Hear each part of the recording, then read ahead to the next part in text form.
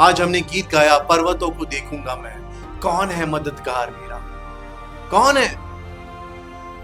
मेरा मददगार खुदा है, जिसने जमीन और आकाश को बनाया।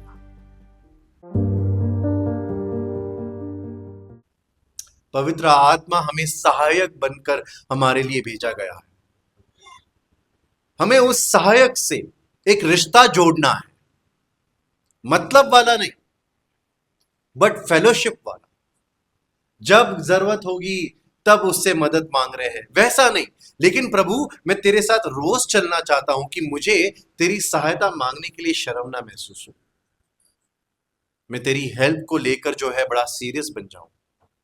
मैं तेरी हेल्प को समझकर दूसरों को हेल्प कर पाऊं। आमीन। तो ये अंतिम समय है। कहने का तात्पर्य ये है कि इन दिनों में हम सबको और तैयारी करनी है। अगर आप पीछे पड़ गए होंगे, कोई बात नहीं, आज से नई शुरुआत करें हम। आमीन। चलिए, सबको मिल गया है? ओके, आज का वचन दूसरे कोरिन्थ में से 10वें अध्याय और उसके 3 वचन से आगे है। मैं आपके लिए पढ़ रहा हूं। क्योंकि यद्यपि हम शरीर में चलते फिरते हैं, तो भी शरीर के अनुसार नहीं लड़ते, क्योंकि हमारी लड़ाई के हथियार शारीरिक नहीं, पर गढ़ों को ढा देने के लिए परमेश्वर के द्वारा सामर्थी है। इसीलिए हम कल्पनाओं का और हर एक ऊंची बात का जो परमेश्वर की पहचान के विरोध में उठती है, खंडन करते हैं और हर एक भावना को कैद करके मसीह का आज्ञाकारी बना देते हैं, और तैयार रहते हैं कि जब तुम्हारा आज्ञा पालन पूरा हो जाए तो हर एक प्रकार के आज्ञा उल्लंघन को दंडित करे। दूसरा कोरिन्थ का 10वां अध्याय, जिसमें पौल हम सभी से एक प्रकार की तैयारी कैसी करनी है उसके विषय में लिखता है। 3 वचन की शुरुआत में वो कहता है, क्योंकि यद्यपि हम शरीर में चलते फिरते हैं, परंतु वो कहता है तो भी शरीर के अनुसार हम नहीं लड़ते। हम शरीर के अनुसार नहीं लड़ते, क्योंकि हमारी लड़ाई के हथियार शारीरिक नहीं, पर गढ़ों को ढा देने के लिए परमेश्वर के द्वारा सामर्थी है। इसीलिए हमें कल्पनाओं का और हर एक ऊंची बात का जो परमेश्वर की पहचान के विरोध में उठती है, वो कहता है कि हर वो थॉट, हर वो विचार जो प्रभु के विरोध में खड़ी होती है ना, उसको हम लोग क्या कहते हैं? बंदी बना लेते हैं। इंग्लिश में लिखा है कि we take captive every thought. उसको बंदी बना लेना और उसे परमेश्वर के नियमों के अधीन करने के लिए हम लोग मजबूर कर देते हैं। किसको? हमारे मन में आने वाले हर एक विचार को, जो प्रभु की ओर से नहीं है। पौल हम सभी से कहने की कोशिश कर रहा है कि हम सबकी लड़ाई शारीरिक नहीं है। कितने लोग आज इस बात को याद रखेंगे? हमारी लड़ाई शारीरिक नहीं है। कौन सी लड़ाई? कौन सा युद्ध? बाइबल में लिखा है कि जब यीशु मसीह क्रूस पर चढ़ाए गए तो उन्होंने वहां पर 7 शब्दों का जिक्र किया। आने वाले कुछ दिनों में गुड फ्राइडे को के दिन पर इनफैक्ट इसके बारे में बहुत ज्यादा प्रचार किया जाता है। 7 शब्दों को लेकर जो है लोगों को एनकरेज किया जाता है। लेकिन उन 7 शब्दों में प्रभु का आखिरी शब्द कौन सा था?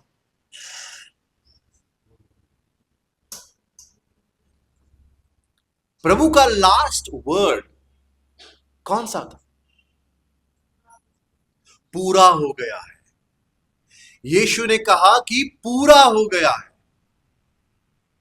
इंग्लिश में वो कहता है इट इज फिनिश्ड। क्या पूरा हो गया है? वो युद्ध, वो जंग जो उत्पत्ति के तीसरे अध्याय में शुरू हुई थी, मनुष्य और शैतान के बीच की जंग, प्रभु ने मनुष्य का रूप धारण करते हुए उसे पूरा कर दिया है। कीमत पूरी की पूरी चुका दी है। उस युद्ध को प्रभु ने फिनिश कर दिया है, इसीलिए वो कहते हैं इट इज फिनिश्ड। करेक्ट है ना? आप में से कितने लोगों ने ऑब्जर्व किया कि प्रभु ने जब कहा कि इट इज फिनिश्ड, तो ये प्रभु ने मन में नहीं कहा। कैसे कहा प्रभु ने? जोर से कहा, है ना? इनफैक्ट क्रूज पर जब प्रभु को चढ़ाया गया था तो लिखा है कि उनके शोल्डर्स, एक्चुअली साइंटिफिकली लोग जब इसकी हिस्ट्री को जब स्टडी करते हैं, वो जो पोजीशन में प्रभु को जब चढ़ाया गया था, तो कहते हैं कि उनके शोल्डर्स डिसलोकेट हो गए थे। और इतना ही नहीं, बल्कि उन्हें सांस लेने के लिए, हर एक सांस लेने के लिए प्रभु को जो है ना, पैर को नीचे, पैर से नीचे अपने शरीर को दबाकर ऊपर उठकर एक सांस लेनी पड़ती थी। वो सबसे भयंकर तरीका था टॉर्चर करने का। और उस समय लिखा है कि प्रभु ने आखिर के समय, जब एक आखिरी सांस लेने से पहले, अपने प्राणों को पिता के हवाले सौंपने से पहले, उन्होंने कहा इट इज फिनिश्ड। और वो बात प्रभु ने मन ही मन में नहीं, बल्कि जोर से कही। And it was the glorious sentence, एक ऐसा परमेश्वर का शब्द सारे जगत में जो है वाणी गूंजी होगी जब उसने कहा पूरा हो चुका। क्यों? वहां पर शायद कुछ लोग जो प्रभु के सामने खड़े थे चौंक गए होंगे। अरे पूरा हो चुका मतलब इसने अपने प्राणों को पिता के हवाले सौंप दिया है, ये तो मर चुका है। लेकिन अगर आप एक मिनट के लिए सोच के देखिए, शैतान के कानों पर जब ये वाणी पहुंची होगी, शैतान के कानों पर जब ये शब्द पहुंचे होंगे पूरा हो चुका, तो वो सोच में नहीं पड़ गया होगा पूरा हो चुका? यीशु क्या बोल रहे हैं? इसे तो मैंने पूरा का पूरा खत्म कर दिया है। शैतान सोचता होगा, शायद सोचता होगा कि मेरा प्लान पूरा हो चुका, मेरा मकसद पूरा हो चुका, उद्धारकर्ता यीशु को सूली पर चढ़ा दिया, उसके पीछे अब कोई नहीं, अब क्या ये कह रहा है पूरा हो चुका? वो कंफ्यूज सा हो गया होगा। लेकिन शायद उसे उस वक्त ये बात याद आई होगी कि उत्पत्ति के तीसरे अध्याय में परमेश्वर ने कहा था कि स्त्री का बीज सांप के सिर को कुचल डालेगा।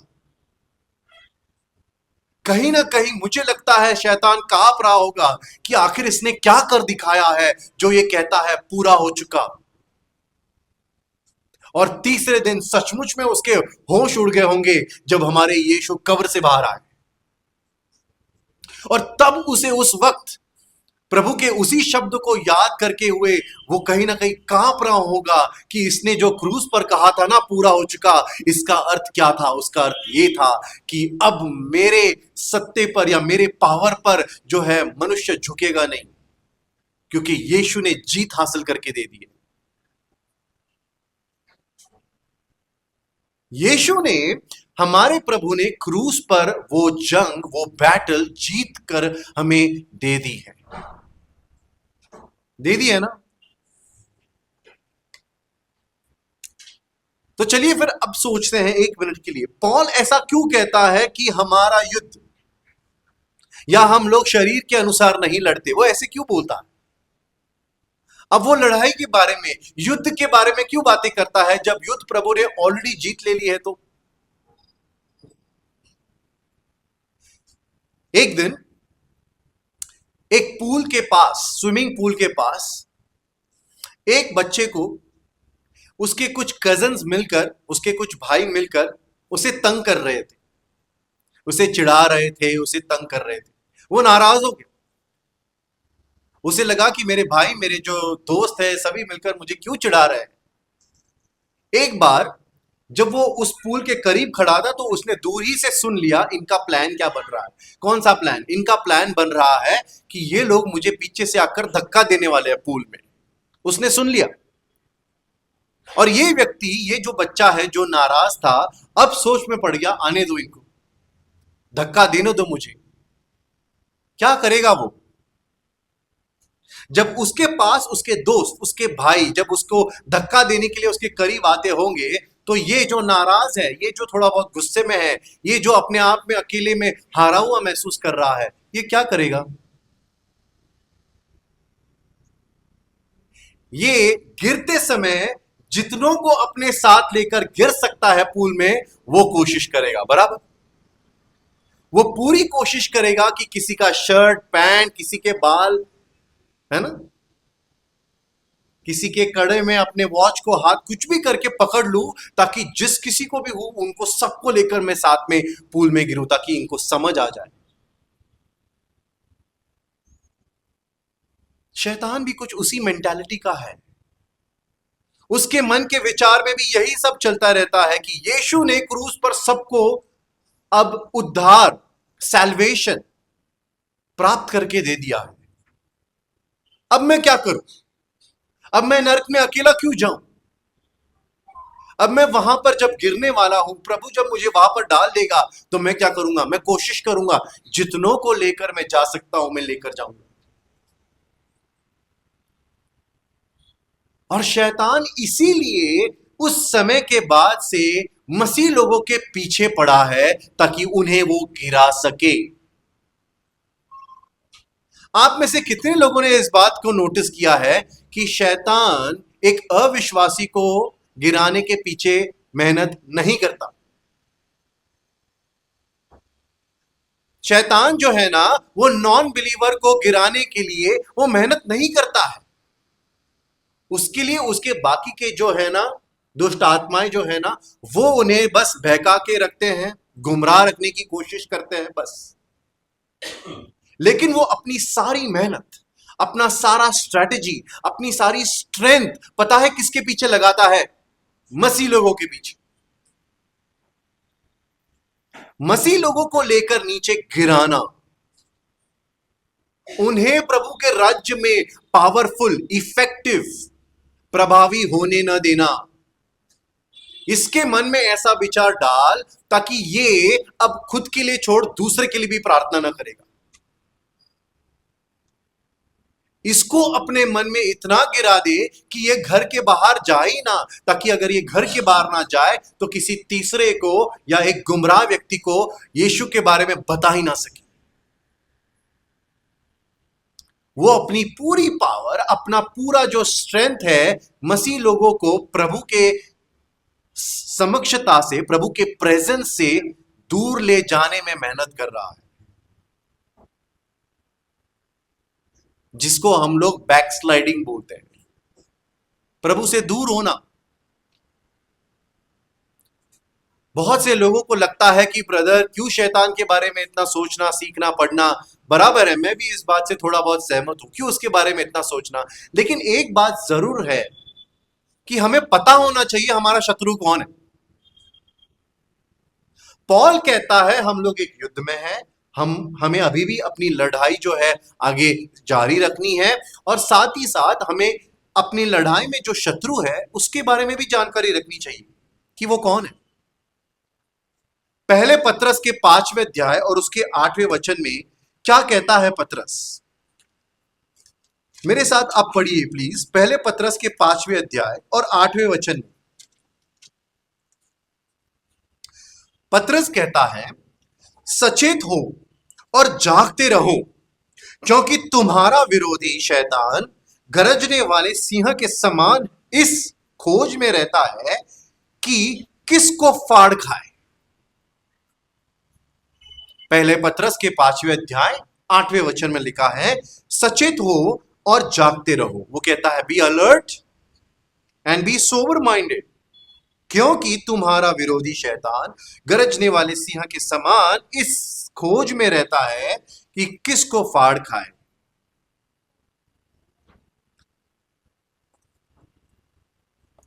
आप में से कितने लोगों ने इस वचन में एक बात को नोटिस किया? इस वचन में लिखा है कि सचेत हो जाओ और जागते रहो। क्यों? क्योंकि तुम्हारा विरोधी,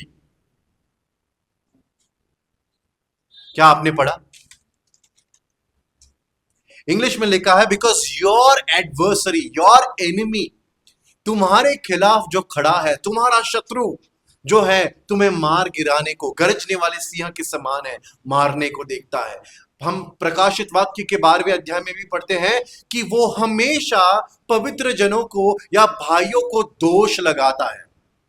वो दोष किसे लगाता है?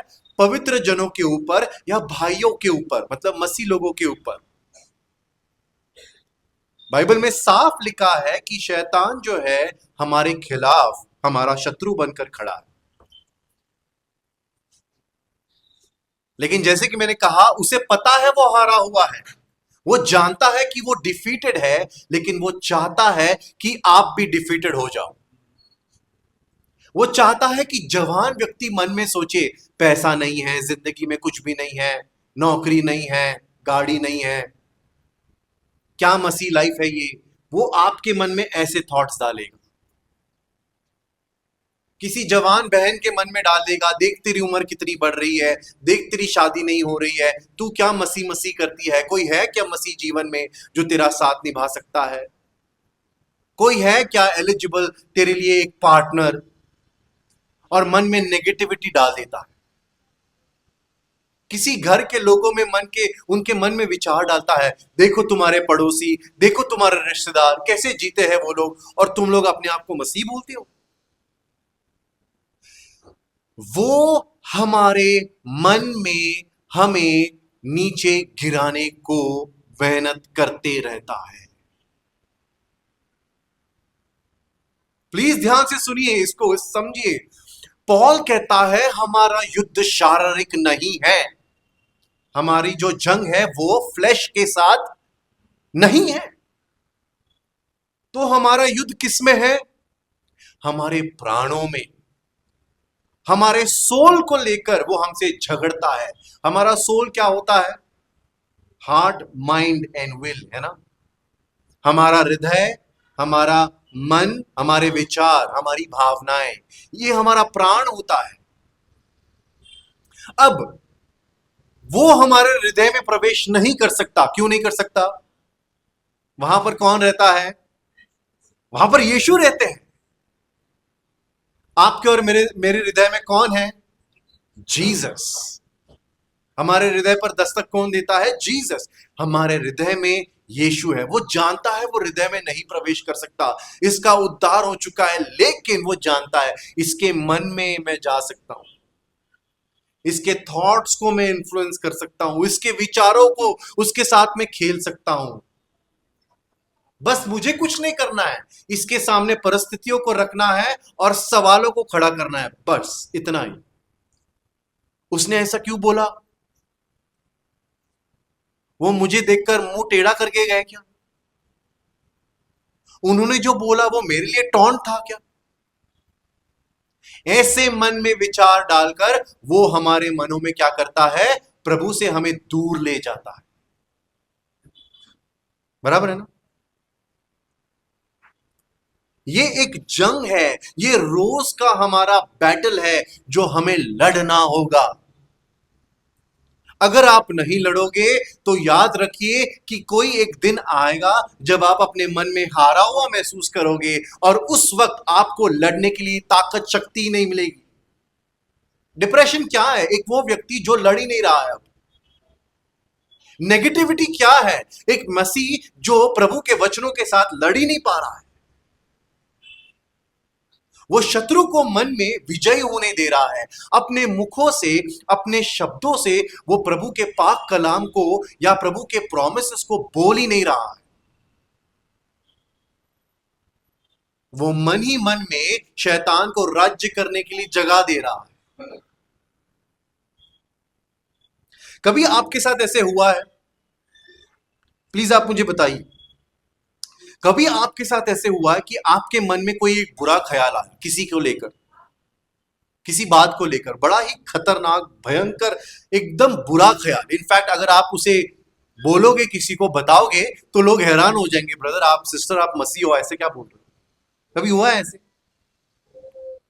मन में आने वाले एकदम बुरा, एकदम बुरे विचार। आपको पता है ये बुरे ख्याल कौन देता है?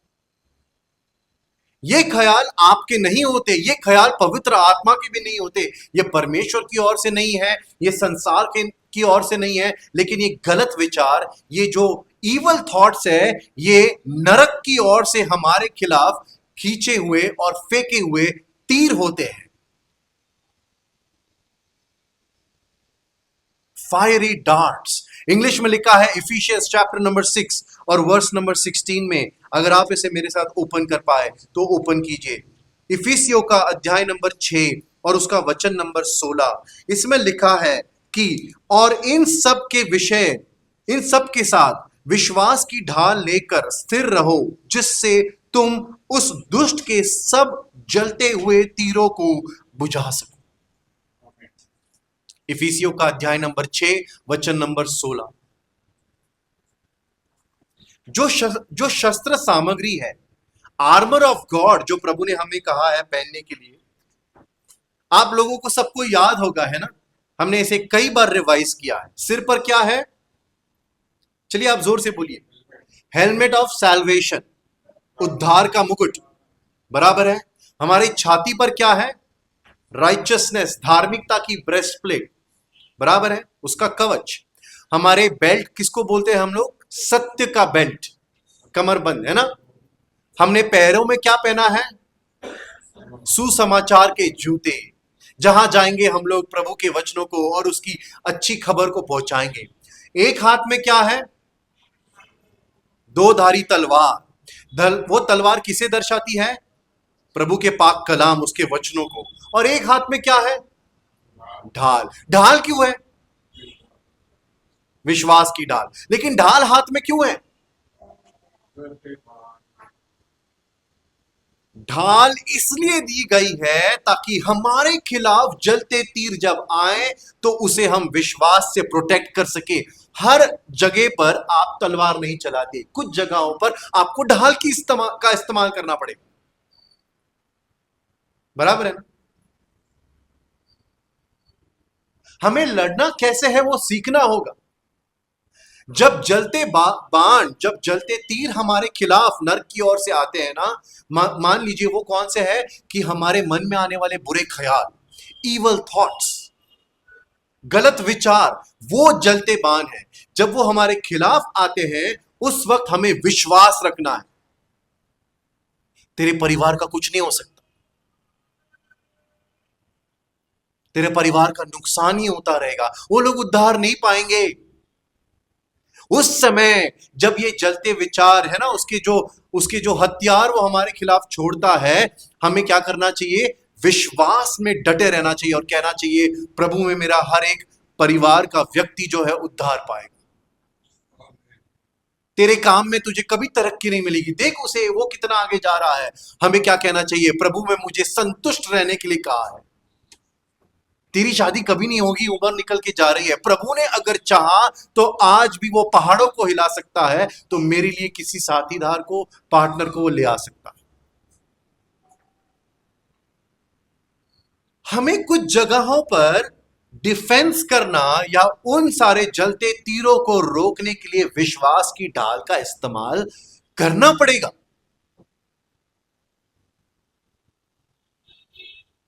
तेरे फैमिली की सिचुएशन, तेरे काम पर तेरे बॉस के मन में तेरे लिए मिसअंडरस्टैंडिंग, उसे कोई दूर नहीं कर सकता। अब तो तू गया।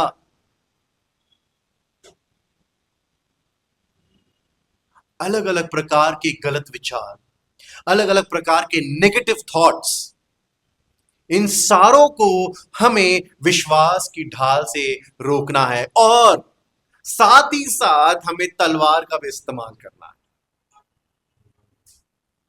तलवार उठाकर बताना पड़ेगा कि मेरे नजदीक आएगा तो कट जाएगा, मेरे करीब आएगा तो प्रभु का वचन जो है मैं बोलूंगा। मेरे खिलाफ अगर कोई भी विचार तू मेरे मन में डालेगा, नेगेटिव थॉट्स डालेगा, तो उस वक्त मैं क्या कहूंगा कि प्रभु का वचन मुझे ये बताता है, मैं न डरूंगा, मैं ना हार मानूंगा, मैं तो स्थिर खड़ा रहूंगा। कोई घोड़ों पर, कोई रथों पर, मैं अपने यहोवा पर विश्वास रखूंगा।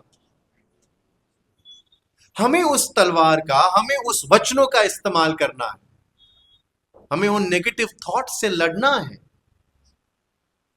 हमें शत्रु को हमारे ऊपर विजय प्राप्त नहीं करने देना है। क्यों? क्योंकि हमारे जीसस ऑलरेडी विक्ट्री हासिल कर चुके हैं।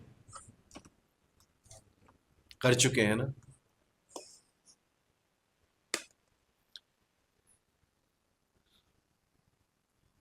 मैं आते समय मेरे मन में एक ख्याल आ रहा था कि आपको ये एग्जाम्पल बताऊं या नहीं बताऊं। शायद ये बताने के बाद मेरे परिवार के कुछ लोग मुझे कहेंगे क्यों बताया ये एग्जाम्पल, कुछ और नहीं मिला तुझे। मैंने एक दो बार पहले बताया भी है, लेकिन फिर भी ये दरअसल मुझे याद इसलिए आया क्योंकि उससे जुड़कर आज कुछ हुआ। क्या हुआ? आज जब मैं तैयार हो रहा था ना, तब जब मैं ये शर्ट पहन रहा था, मैं अपने जूते पहन रहा था, तो आईने में मैंने देखा कि सब ठीक है, चलो हम लोग निकलते हैं। तो मुझे अचानक से याद आया, शर्ट को लेकर एक कहानी है जो मैंने आपको पहले एक दो बार बताई। कुछ महीनों पहले जब मैं और मम्मी हम लोग कहीं पर एक जगह पर सब्जी लेने के लिए गए थे, और मम्मी वहां पर सब्जी लेने के लिए अंदर गई थी दुकान में, तो मैं बाहर खड़ा था। उस समय मेरा ये शर्ट एक्चुअली बाहर था, जैसे मैंने अभी टक इन किया है वैसे नहीं था, बाहर था।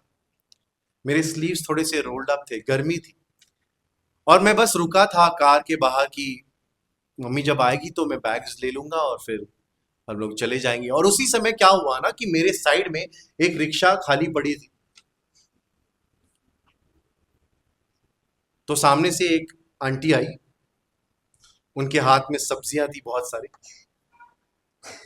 और उन्होंने बड़े आसानी से, बड़े ही बिना फिक्र किए हुए मुझे डायरेक्टली पूछ लिया कि भैया रिक्शा खाली है क्या। कुछ सोचा नहीं, कुछ समझा नहीं, पूछ लिया डायरेक्टली रिक्शा खाली है। मैंने कहा खाली तो है लेकिन मेरी नहीं है। अब ये बताते समय बड़ी हंसी आती है, लेकिन आपको उस दिन क्या हुआ मैं बताता हूं। वो आंटी चली गई अपनी बैग्स लेकर। फिर मेरे मन में आए सारे जलते बाण, फिर मेरे मन में आए सारे जलते तीर। मैंने दोबारा पीछे मुड़ के देखा, कौन है ये, क्या समझती है अपने आप, मैं रिक्शा वाला लगता हूं, दिखाई नहीं देता, मैं गाड़ी है मेरी पीछे। और ऐसे अनेक गलत विचार, इनफैक्ट कुछ विचार तो ऐसे भी होते हैं जैसे मैंने आपको बताया ना कि हम लोग यहां पर बता भी नहीं पाएंगे। कुछ एकदम भयानक से विचार आते हैं, समझ नहीं है, अकल नहीं है, क्या है। कई बार तो बहुत ही, कहते हैं ना हम लोग, बहुत ही ज्यादा वायलेंट थॉट्स भी आते हैं। मन करता है दे दूं रख के। जब कोई गाड़ी वाला कट मार के जब मन करता है दे दूं इसे। ऐसे गलत विचार हमारे मन में जब आते हैं, ये ख्याल किसकी ओर से है? ये शैतान है जो हमारे मन में गलत विचार डालता है।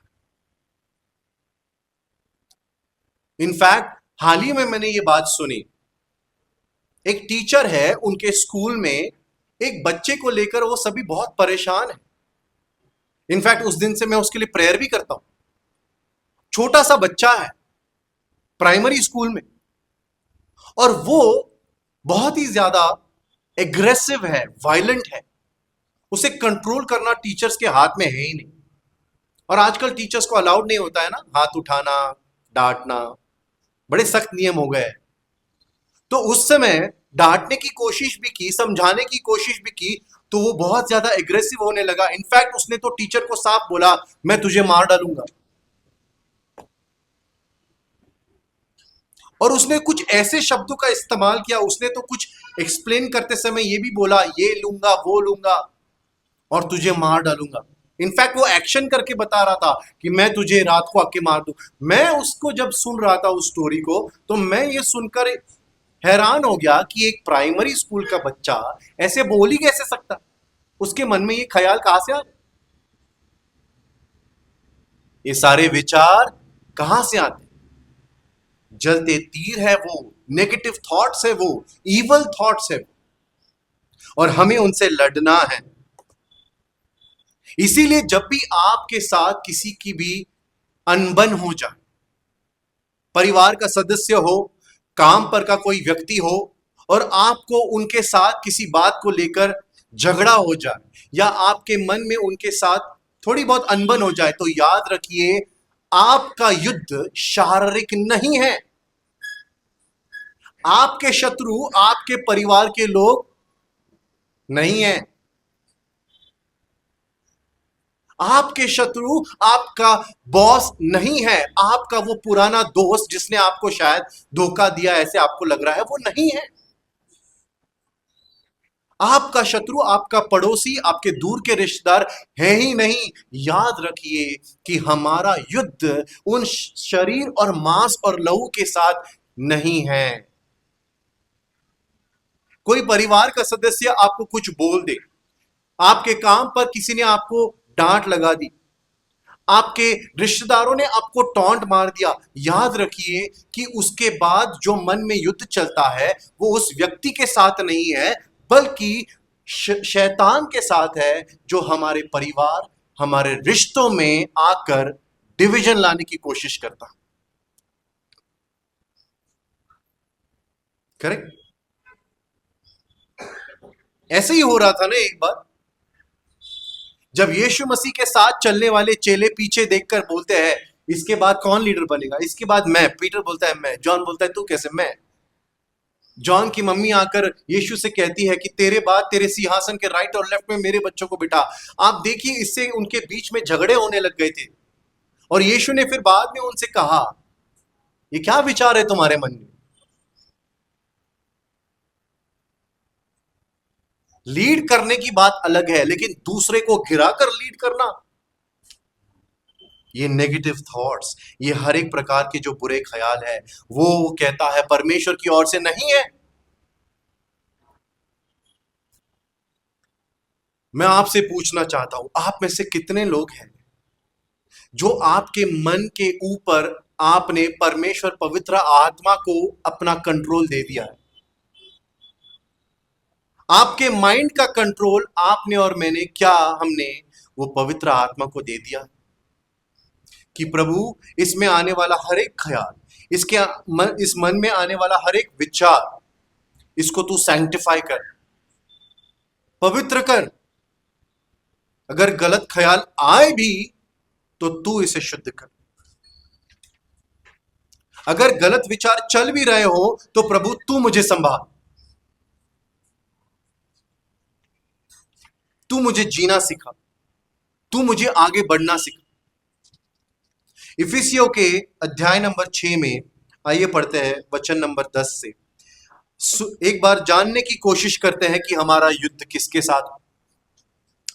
10वें वचन, इफिसियों का अध्याय नंबर 6। इसीलिए प्रभु में और उसकी शक्ति के प्रभाव में बलवंत बनो, परमेश्वर के सारे हथियार बांध लो कि तुम शैतान की युक्तियों के सामने खड़े रह सको, क्योंकि हमारा ये मल युद्ध लहू और मांस से नहीं, परंतु प्रधानों से और अधिकारियों से और इस संसार के अंधकार के हाकिमों से और उस दुष्ट की आत्मिक सेनाओं से है जो आकाश में हैं। मैं चाहता हूं आप इस बात को आज प्लीज समझ ही ले लीजिए। पॉल कहता है कि हमारा युद्ध जो है मांस और लहू से नहीं, बल्कि हमारा युद्ध किससे है? सबसे पहले वो कहता है प्रधानों से। क्या लिखा है इंग्लिश में?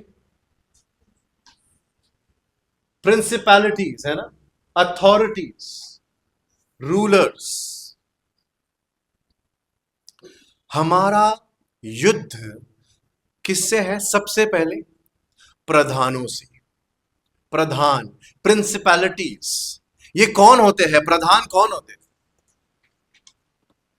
क्या आप लोगों को याद है पॉल ने हमें बताया था कि राज्य करने वालों और प्रधानों के लिए प्रार्थना करो, जो अधिकार में है उनके लिए भी दुआ करो। अधिकार करने वाला अधिकार कहां पर करता है? उसे दिए हुए इलाके में वो अधिकार करता है, बराबर। जो इस स्टेट का मिनिस्टर होगा वो इस स्टेट में अपनी पावर को चला सकता है, जो इस देश का मिनिस्टर होगा वो इस देश में अपनी पावर को चला सकता है। कुछ उसी तरह से वो अधिकारी, वो प्रधान जो इस देश या इस शहर के ऊपर जो दुष्ट आत्माएं इस लोकेशन पे हैं, इस जगह पर जो कार्य करते हैं, वो कहता है हमारा युद्ध उनके साथ है। आप में से कितने लोगों को पता है कि दुष्ट आत्माओं को भी एरियाज दिए हुए हैं, कुछ स्पेसिफिक जगहों पर वो लोग अपना कार्य चलाते हैं।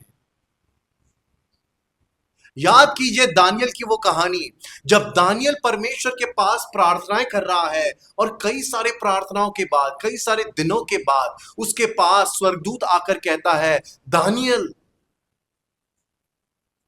और फिर दानियल से वो कहता है दानियल तेरी दुआ जो है सुन ली गई थी, और फिर वो कहता है कि परमेश्वर ने मुझे पहले ही भेज दिया था, लेकिन इस जगत के या इस देश के प्रधान ने मुझे रोक कर रखा था। पढ़ा है आपने दानियल में? वो स्वर्गदूत क्या कहता है कि उस देश के प्रधान ने मुझे रोक कर रखा था और मुझे छुड़ाने के लिए मिखाइल को नीचे भेजा गया था। मतलब स्वर्गदूत जो है दानियल तक क्यों नहीं पहुंच पाया? क्योंकि उस शहर या उस देश का ऊपर जो दुष्ट आत्मा कार्य कर रही थी, जो प्रधान या अधिकारी बनकर राज्य कर रही थी, वो स्वर्गदूत को दानियल तक पहुंचने के लिए जाने नहीं दे रही। और फिर मिखाइल जो है, जो वॉरियर स्वर्गदूत है, वो नीचे आकर क्या करता है? उसे हराकर स्वर्गदूत को नीचे जाने देता। आप में से कितने लोगों ने नोटिस किया ऐसे कुछ एरियाज होते हैं हमारे शहरों में, देशों में, जिन जगहों पर बहुत पाप होता है ना? लोग हमसे कहते भी है कि इस एरिया से मत जाओ, उस रास्ते से मत जाओ, बहुत क्राइम है वहां पर। क्यों है वहां पर इतना सारा क्राइम? क्यों है वहां पर इतना सारा पाप? क्योंकि आप देखते हो कि वहां के ऊपर राज्य करने वाले जो प्रधान दुष्ट आत्माएं हैं, वहां के लोगों को बहकाते हैं। तो हमारा युद्ध किनके साथ है? अधिकारियों के साथ, प्रधानों के साथ। आगे वो क्या कहता है? हमारा युद्ध किसके साथ है?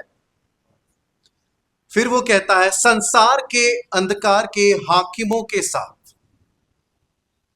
संसार के हाकिम, रूलर्स, संसार को चलाने वाले, कल्चर में इन्फ्लुएंस डालने वाले, कल्चर को बहकाने वाले, ऐसे बहुत सारे दुष्ट आत्माएं हैं जो लोगों को अलग अलग माध्यमों से गिराने की कोशिश करते हैं। जैसे कि मूवीज को चलाने वाले जो टीम होती है, वो जो ऑर्गेनाइजेशन है जिसे हॉलीवुड कहा जाता है, उसको चलाने वाले दुष्ट आत्माएं तो हैं। वहां पर जितने क्राइम्स को दिखाया जाता है, गलत बातों को दिखाया जाता है, दुनिया में वो बढ़ते हुए हमें दिखाई देता है। इसी प्रकार से हमें समझना है कि हमारा युद्ध जो है वो शरीर के साथ, लहू के साथ और मांस के साथ नहीं है। आपका युद्ध आपके परिवार के व्यक्ति के साथ नहीं है। आपके शत्रु आपके रिश्तेदार नहीं है। आपके बीच में होने वाली अनबन, आपके बीच में होने वाले झगड़े, आपके बीच में होने वाला तनाव, ये दरअसल शैतान की युक्ति होती है, और उसी में हमें गिराने के लिए वो जलते तीरों को हमारे खिलाफ छोड़ता है। आज हमने बाइबल रीडिंग में नेहमाया की किताब से वचन पढ़ा, बराबर है ना? कितने लोगों को याद है नेहमिया जो है मंदिर को दोबारा बांधने में उसका बड़ा योगदान था, दीवारों को खड़े करने में उसका योगदान था। आपको पता है नेहमिया जब दीवारों को खड़ा कर रहा था, जब मंदिर को बांधने की कोशिश कर रहा था, हमने आज पढ़ा कि उनके खिलाफ शत्रु खड़ा हो गया, बराबर है ना? ये लोग दीवार बांध रहे हैं, मंदिर को खड़ा कर रहे हैं, और शत्रु आकर इन्हें मारने की कोशिश कर रहे हैं। तब उस समय नेहमिया ने क्या किया? उसने कहा कि हथियार उठाओ और लड़ो अपने शत्रु से। लेकिन नेहमिया ने उसके आगे यह भी कहा, मंदिर का काम, दीवार बांधने का काम हम लोग नहीं रोकेंगे। इनफैक्ट उसने ये तक कहा कि एक हाथ में तलवार और एक हाथ में अगर बिल्डिंग को बनाने का जो औजार है, टूल है, वो भी यूज करना पड़े तो एक हाथ से हम लोग ये बांधेंगे और एक हाथ से हम लोग शत्रु के साथ लड़ेंगे। पढ़ा आपने, है ना? नेहम्याह कहता है कि हम में से जितने भी लोग थे, हम लोग पानी भी जब पीने जाते थे तो अपने हाथ में तलवार लेकर जाते थे। आज मसीह लोगों ने अपनी तलवार को नीचे रख दिया, वचनों को पढ़ना बंद कर दिया है, वचनों को क्लेम करना बंद कर दिया। जब आप किसी व्यक्ति के घर में आई हुई समस्या को सुनते हो तो आप क्या कहते हो? बड़ा बुरा हुआ सर आपके साथ। आप जब देखते हो कि सामने वाला हारे हुए मेंटालिटी में है तो आप कहते हो कि कोई नहीं ब्रदर, सब ठीक हो जाएगा।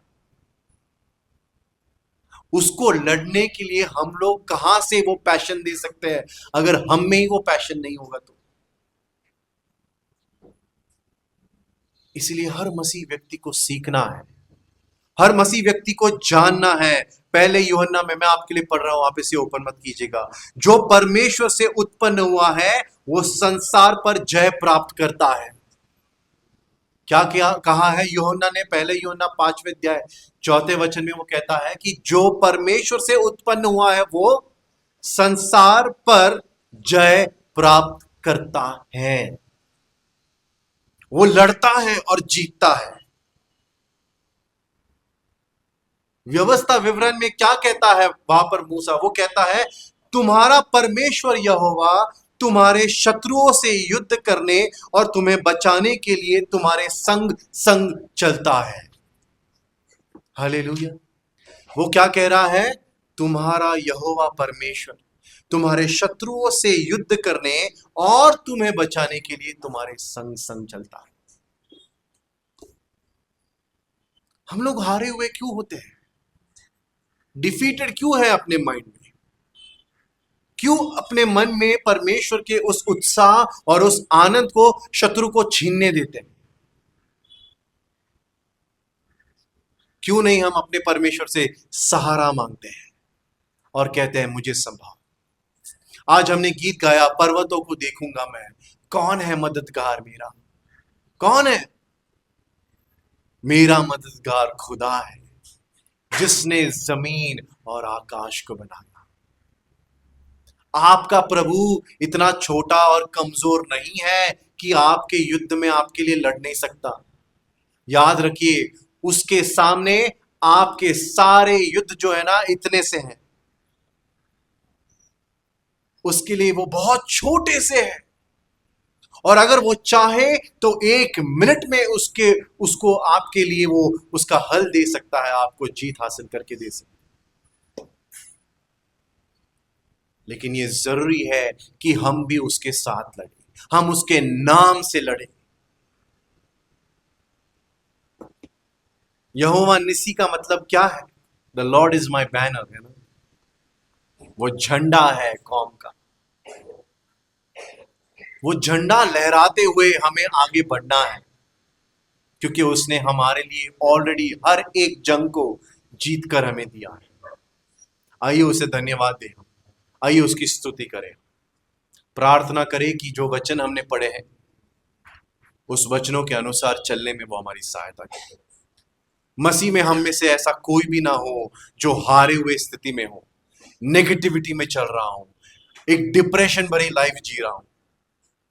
आपके शायद प्रॉब्लम्स आपके पड़ोस वाले मसीह भाई से ज्यादा होंगे, लेकिन फिर भी याद रखिए वो परमेश्वर आज भी आपके साथ है। आपके हर सवाल का उत्तर यहां पर शायद किसी के पास नहीं होगा, लेकिन उसके पास है। जिसने सृष्टि को बनाया, जिसने सारे संसार की रचना की, क्या वो आपके लिए खड़ा नहीं हो सकता? यहोवा, यहोवा वो कहता है जिंदा खुदा जो मसीह में मुजस्सम हुआ, हमारे सामने मसीह में प्रकट हुआ, हमारे लिए लड़ने वाला। हमारी आज सबकी आंखें हमें प्रभु की ओर लगानी है और कहना है प्रभु हमें विश्वास में स्थिर कर।